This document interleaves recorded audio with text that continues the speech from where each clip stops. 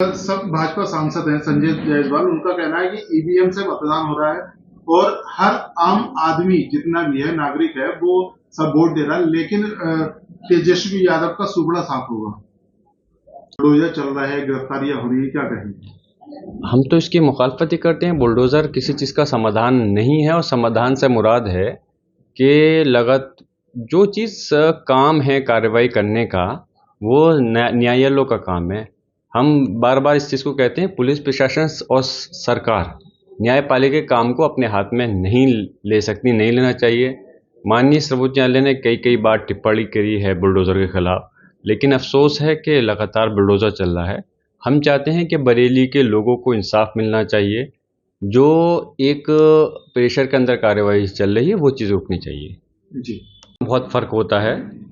2024 के चुनाव में तो यही बीजेपी के लोगों ने ये भी कहा था कि हम पूर्ण बहुमत के नहीं बल्कि एक मजबूत बहुमत के साथ में 400 के आंकड़े को पार करेंगे, लेकिन हुआ तो नहीं। इस बार इनके सोच से परे है स्थिति और बिहार के अंदर जनता एक बदलाव लाना चाहती है और हम उम्मीद करते हैं कि जब चुनाव आएगा तो जो ये लोग दावे कर रहे हैं इनके दावे खोखले रह जाएंगे और इंडिया गठबंधन की वहाँ सरकार बनेगी। ये जहाँ तक मेरी जानकारी में है, अनुप्रिया पटेल जी शायद माननीय मंत्री हैं, चुनाव आयोग से पे तो किसी पद पे है नहीं, तो वो कैसे इस चीज़ को कह सकते हैं कि जो वोट काटे गए हैं उन लोगों के काटे गए हैं जो कि बाहर के रहने वाले थे। तो मेरी समझ में नहीं आ रहा कि सवाल चुनाव आयोग से हो रहा है तो जवाब बीजेपी के मंत्री इस बात को कैसे दे सकते हैं बगैर उस चीज़ के।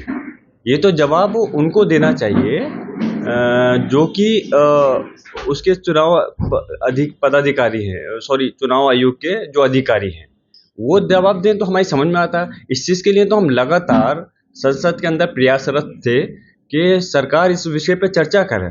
तब तो सरकार ने चर्चा करी नहीं, पूरा मानसून सत्र इसी की भेंट चढ़ गया।